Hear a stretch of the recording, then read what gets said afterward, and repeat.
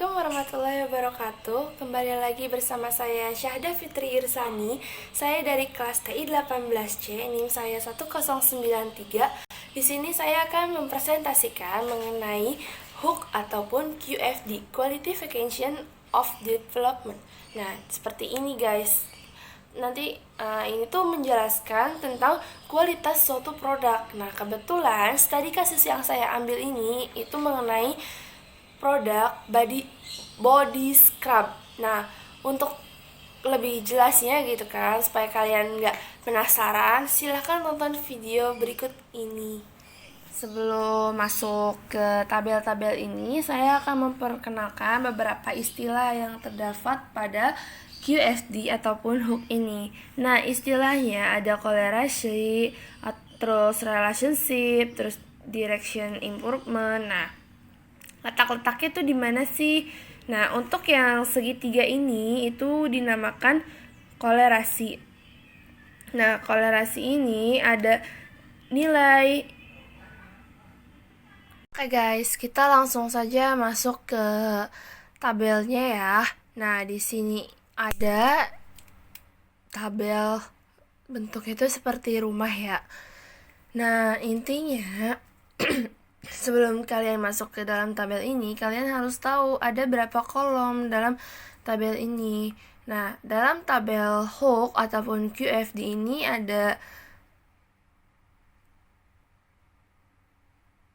6 kotak bagian. Nah, kotak yang pertama itu ini, dimana dia tuh bisa dibilang tuh sebagai kebutuhan konsumen. Nah, di sini tuh dia hanya sebagai kebutuhan konsumen. Nah, kotak yang kedua itu yang ini yang B.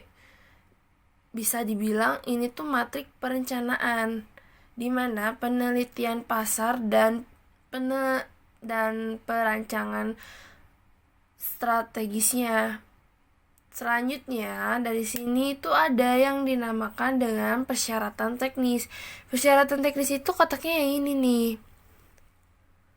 Ya, yang ini. Pokoknya yang ini nih, yang dari important, terus direct important, kayak gitu. Itu persyaratan teknis. Nah, selanjutnya itu ada yang namanya matrik relationship. Jadi ada hubungan antara kebutuhan dengan konsumen, itu sebagai persyaratan. Nah, selanjutnya ada dinamakan dengan kolerasi, persyaratan teknis. Kolerasi itu kan sama aja juga kan hubungan gitu kan. Cuman dia itu hubungan kebutuhan gitu, hubungan kebutuhan dengan kebutuhan.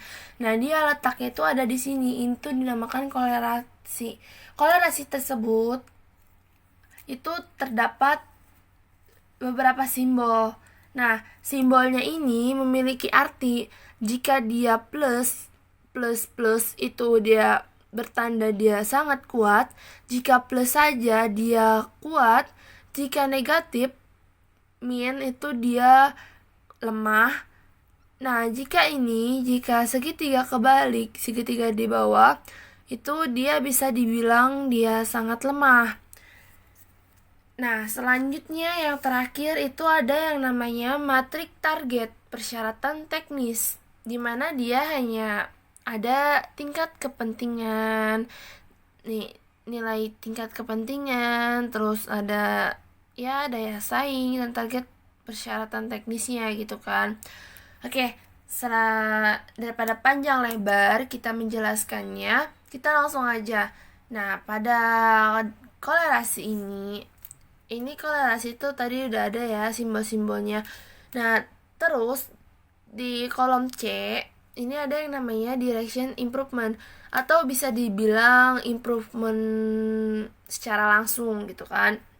Nah, gambarnya itu simbol-simbolnya itu ada yang namanya minimize, maximize, dan target.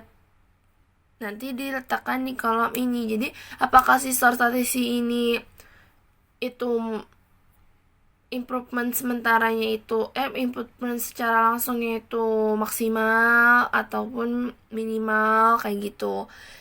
Nah, terus ada juga yang namanya relationship. Relationship itu kan tadi sudah dijelaskan ya. Relationship itu berada di kolom D, dimana kotak-kotak yang ini yang masih kosong itu dinamakan relationship. Nah, di sini ada simbol-simbol dan simbol-simbol yang memiliki nilai.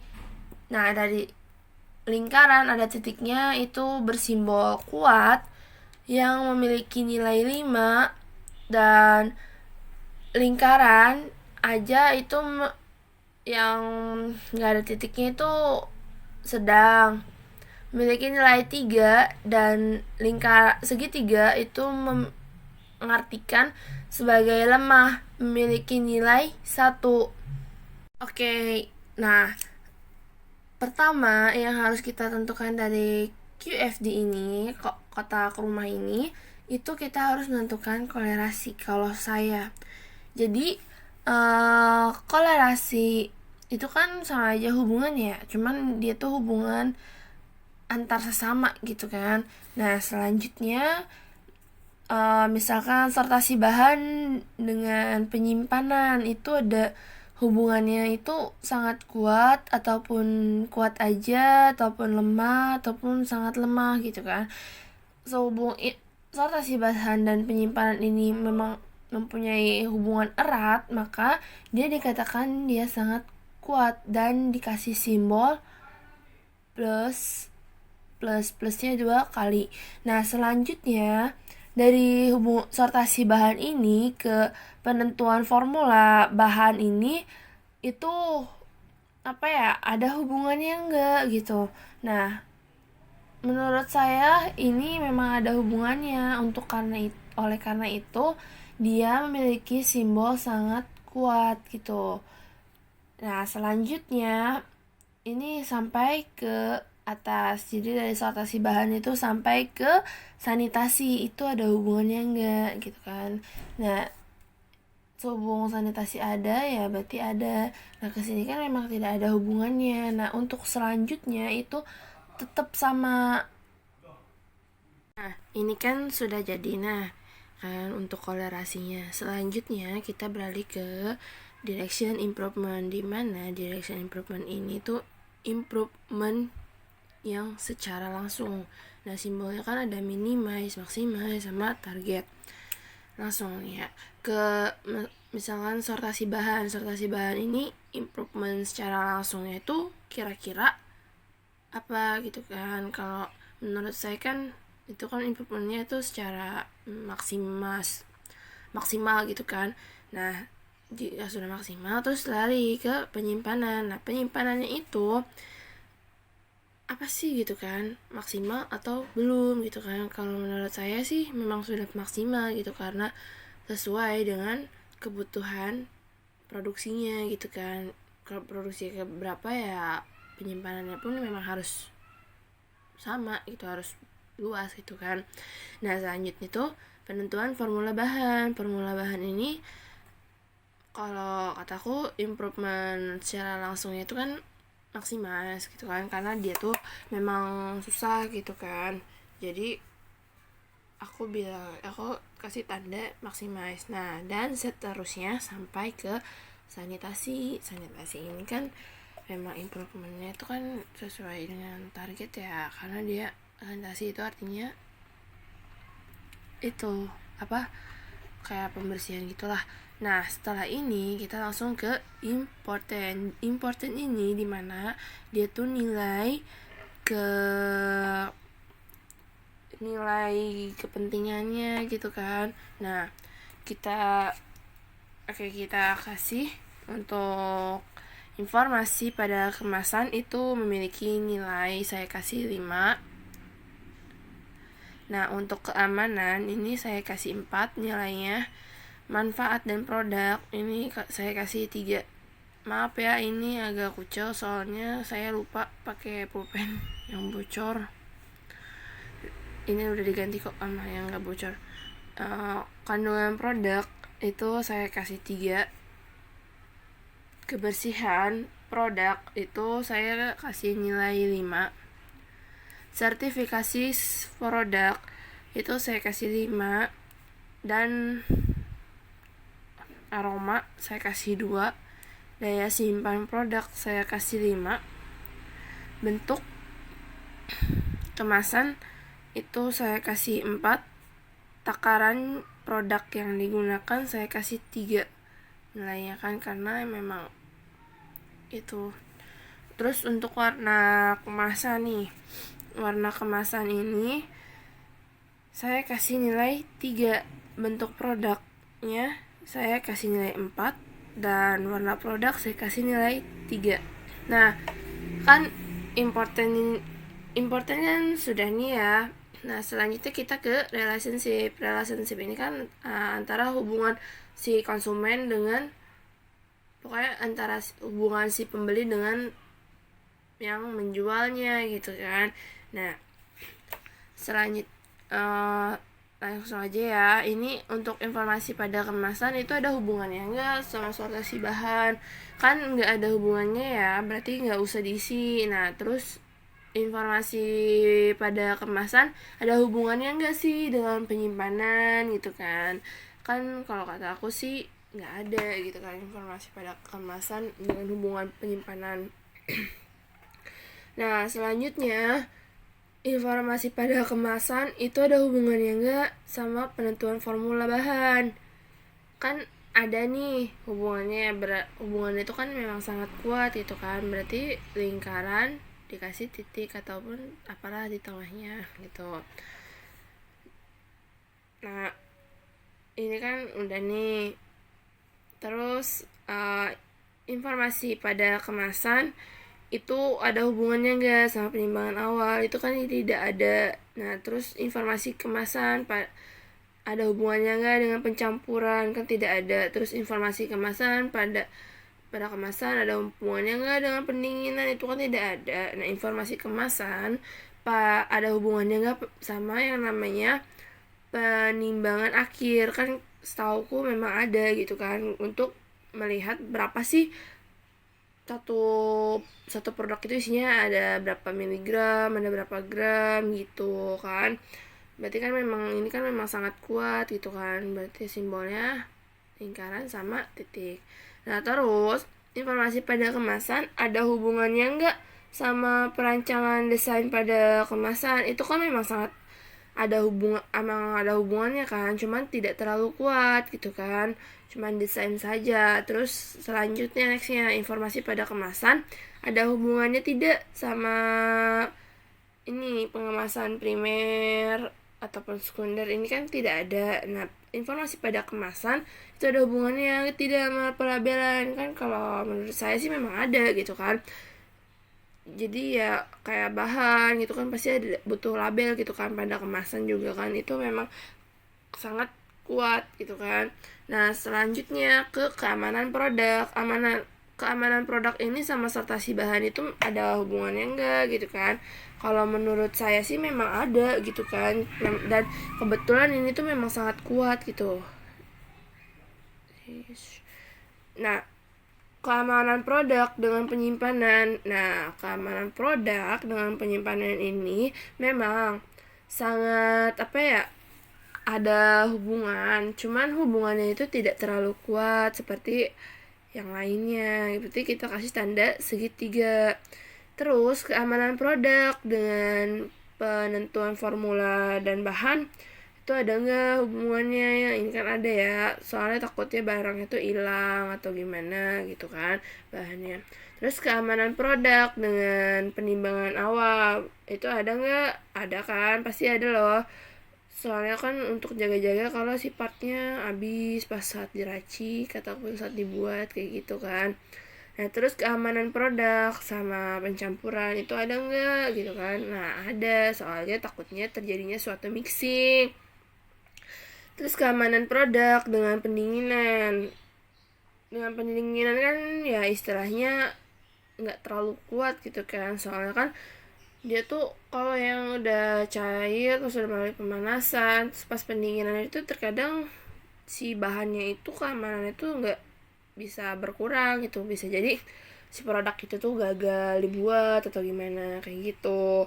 Nah terus untuk penimbangan akhir ini sebenarnya keamanan produk sama penimbangan produk akhir ini tuh nggak terlalu kuat juga sih, soalnya kan itu apa sih, dia kan penimbangan akhir ini kan udah pada jadi prosesnya gitu kan. Nah jadi nggak ada apa ya, nggak terlalu kuat lah istilahnya. Nah seterusnya keamanan produk sama sanitasi itu ada nggak hubungannya gitu kan. Kalau menurut saya memang ada, sangat kuat. Sanitasi itu kan bisa dibilang itu pembersih lah gitu kan, dari part-part lain gitu kan, berarti kan ada gitu kan dari segi keamanannya. Nah selanjutnya itu manfaat produk itu ada hubungannya tidak dengan sortasi bahan. Memang ada hubungannya kan, manfaat produk kan, kasih tanda ini. Terus manfaat produk dengan penyimpanan gitu, manfaat produk dengan penyimpanan juga sama hubungannya sangat kuat gitu kan. Soalnya kalau apa ya, manfaatnya kan banyak nih ya si scrub ini kan. Kalau misalkan penyimpanan dari segi bahan-bahannya kan berarti kan si ininya kan kurang gitu kan. Nah untuk manfaat produk dengan penentuan formula gitu kan, ada hubungannya tidak? Kalau menurut saya memang ada hubungannya gitu kan. Soalnya kan manfaat ini ditentukan dari bahan-bahan, terus peracikannya kayak gimana kayak gitu kan. Nah terus manfaat produk itu ada hubungannya tidak dengan penimbangan awal. Memang ada tapi tidak terlalu kuat gitu kan, biasa aja. Nah terus manfaat produk dengan pencampuran itu ada hubungannya tidak? Kalau kata aku sih emang apa ya, ada tapi tidak terlalu kuat kan. Sama juga dengan pendinginan, ada tapi tidak terlalu kuat. Nah langsung lanjut ke ini, ke kandungan produk juga sama seperti yang tadi ya. Ini ada hubungannya sangat kuat, dan kandungan produk dengan penyimpanan itu ini ya kuat biasa aja gitu kan. Kandungan produk dengan penambahan formulasi itu memang sangat kuat. Kandungan produk dengan penimbangan awal itu memang sangat kuat. Nah terus kandungan produk dengan pencampuran ini kan nggak terlalu lah ya. Nah terus kebersihan produk itu kan menentukan kualitas juga kan. Kebersihan produk itu ada hubungannya tidak? Menurut saya sih ada hubungannya yang kuat gitu kan dengan sortasi. Terus kebersihan produk dengan penyimpanan itu sangat kuat juga gitu buat ini. Nah dengan formulasi bahan kebersihan itu kan tidak ada. Formulasi bahan ini kan cuman menentukan bahan apa aja, terus berapa takarannya gitu kan. Nah langsung aja ke kebersihan produk dengan penimbangan awal itu ada nggak? Kan ada ya, yang namanya suatu produk itu ini lagi kan scrub, gak boleh dengan kotor gitu. Kalau kotor tuh takutnya efeknya, manfaatnya itu tidak jadi, terus aromanya terus menurun gitulah pokoknya. Nah kebersihan produk dengan pencampuran itu memang ada manfaatnya gitu kan, sangat kuat malah. Soalnya kalau kita mencampurkan tidak bersih gitu kan, berarti kan otomatis sih kualitas produk tersebut juga akan menurun gitu kan. Jadi, makanya itu disebut dengan sangat kuat. Terus kebersihan produk dengan pendinginan itu memang kuat, cuma nggak sekuat ya apa ya, nggak sangat kuat gitu kan. Kebersihan produk dengan penimbangan akhir itu memang sangat memang harus kuat gitu kan. Takutnya misalkan ya penimbangan awalnya bersih gitu, masa penimbangan akhirnya kita mau kotor, sama aja juga kan bisa mengurangi kualitas perusahaan kita. Nah nextnya dengan perancangan desain kan tidak ada. Terus kebersihan produk dengan pengemasan primer itu memang ada hubungannya kan, tapi tidak kuat. Terus dengan kemasan sekunder tidak terlalu kuat gitu kan. Untuk dengan pelabelan tidak. Terus untuk sanitasi memang kebetulan sangat kuat karena itu sensitif. Dan seterusnya sampai ke warna produk. Nah, ini kan udah jadi ya hubungannya. Selanjutnya kita menentukan kompetitor. Nah, kompetitor ini tuh apa sih? Maksudnya itu perusahaan gitu. Perusahaan yang apa ya? Daya saingnya itu ya memang sama-sama bersaing dengan produk kita gitu kan. Nah, untuk itu ini tuh kita nanti di sini akan memberikan nilai gitu kan, nilai pada perbandingan dua perusahaan kan. Nah, saya untuk pada ini kualitas yang informasi pada kemasan ini saya kasih nilai kompet pada perusahaan pertama 3, perusahaan kedua itu 4. Nah, terus untuk keamanan produk dengan pada perusahaan pertama ini dia memiliki nilai cuma 3, dengan perusahaan kedua ini dia 4 gitu kan. Terus manfaat produk.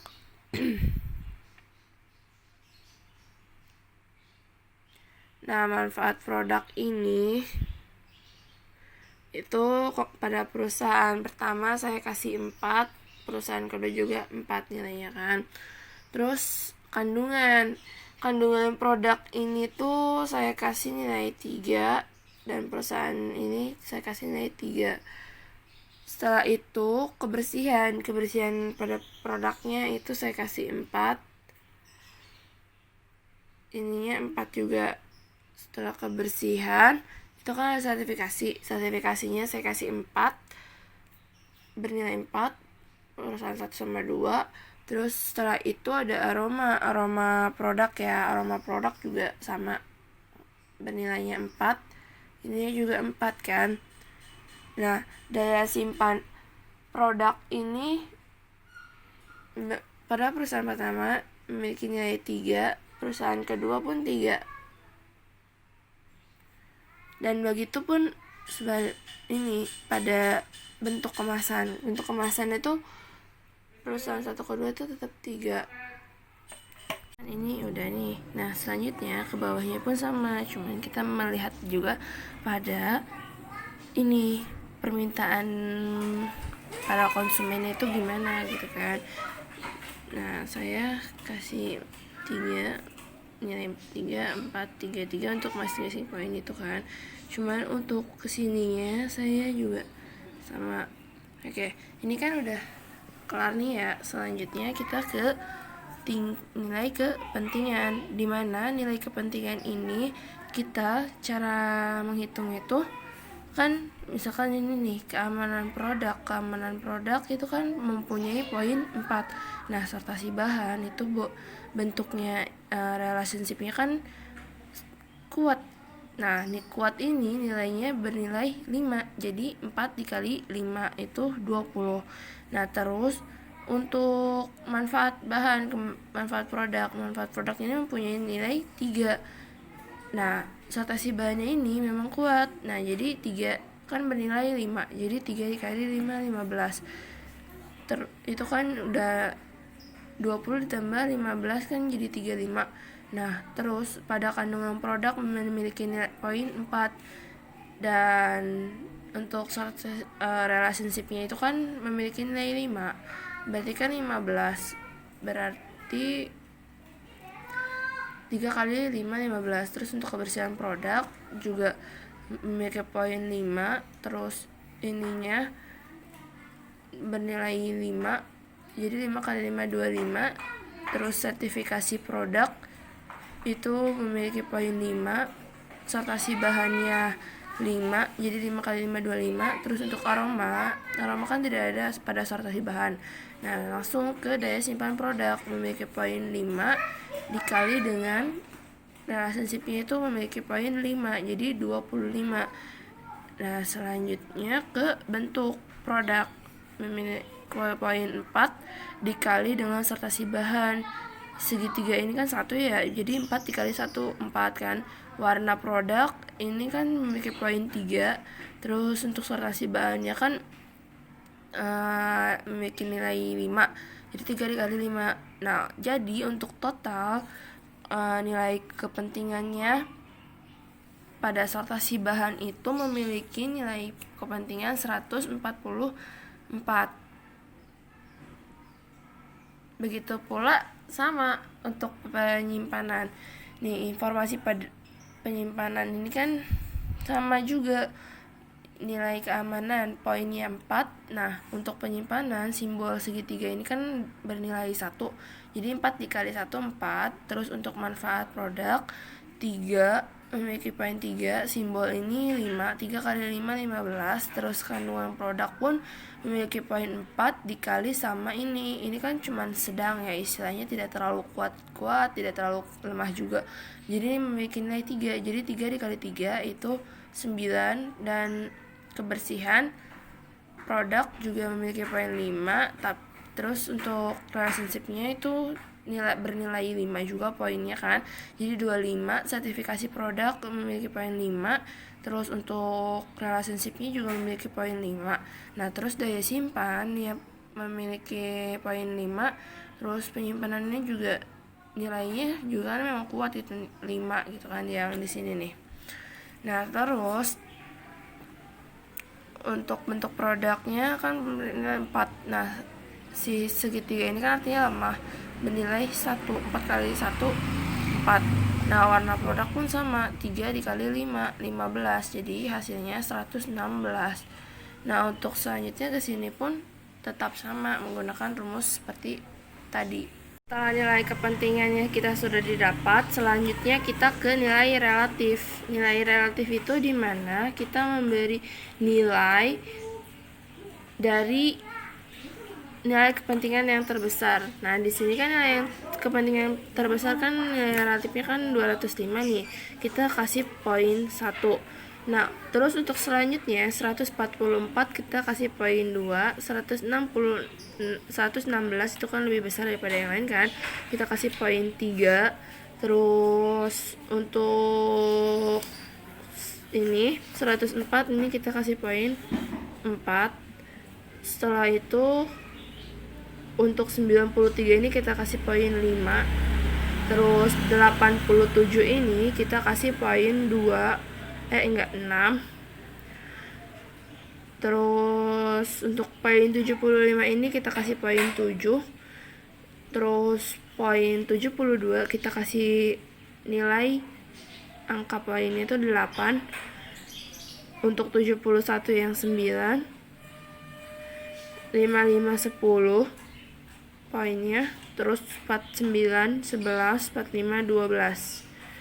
Nah, ini kan sudah dapat. Terus selanjutnya ke tingkat kesulitan. Tingkat kesulitan ini ada nilainya juga yang di sini. Jika memiliki nilai 1 itu berarti mudah, yaitu kisaran 1 sampai 20%. Jika memiliki nilai 2 dia cukup mudah, kisaran 21 sampai 40%. Nah, untuk 3 itu memang sulit, 41 sampai 60%. Untuk 4 itu sangat sulit lagi, 61 sampai 80%. 5 itu memang mutlak sulit, 81 sampai 100%. Nah, di sini tingkat kesulitan pada sortasi bahan ini dia memiliki poin 2. Terus yang ini memiliki penyimpanan 3. Terus formula bahan 4. Terus ini 2. Kesini 3. Ini 1 3 3 2 2 1 3. Nah, selanjutnya ke target. Target ini tuh kita tuh bisa memperbaikinya tuh berapa sih gitu kan targetnya. Nah, kan kalau pada perusahaan kami, perusahaan saya yang saya bisa memiliki target 5 untuk menentukan kualitasnya. Jadi semuanya itu saya kasih nilai poin 5.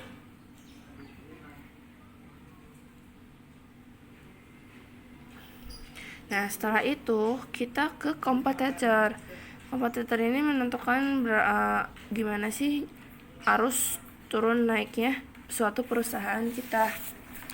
Nih, untuk kompetitor pertama kita kasih simbol lingkaran. Terus untuk kompetitor kedua kita kasih simbol segitiga. Untuk ini perusahaan kami kasih simbol kotak. Nah, untuk kompetitor pertama ini itu dia ini yang apa aja? 1 2 3 4 5. Nah, terus untuk selanjutnya kita misalkan kompetitor pertama. Kompetitor pertama ini ada di posisi nilai menurut saya 3, di perusahaan kami 3. Terus untuk kompetitor kedua itu saya pada perusahaan kami itu dia memiliki penempatan 4. Terus untuk perusahaan kami sendiri itu memiliki penempatan 5. Nah, terus untuk selanjutnya kompetitor pertama ini dia memiliki posisi pada penempatan yang kedua. Nah, untuk perusahaan yang kedua itu memiliki penempatan yang kelima, dan perusahaan kami pun kelima. Nah, terus untuk perusahaan lain itu penempatannya pada perusahaan kami itu di poin 3. Terus ini perusahaan yang kedua poin 1, dan perusahaan kami di poin 4. Nah, untuk selanjutnya untuk penimbangan awal pada perusahaan lain, penempatan di perusahaan kami itu diberi untuk yang kedua itu pada nomor 1, terus yang pertama itu pada nomor 2, dan perusahaan kami pada nomor 3. Nah, begitu pula selanjutnya. Untuk yang jadinya seperti ini, untuk QFD ataupun hook yang telah saya presentasikan tadi itu seperti ini. Nah, mungkin cukup sampai sini dulu ya. Terima kasih. Wabillahi taufiq wal hidayah. Mohon maaf apabila salah-salah kata ataupun kesalahan dalam pengucapannya. Terima kasih. Wassalamualaikum warahmatullahi wabarakatuh.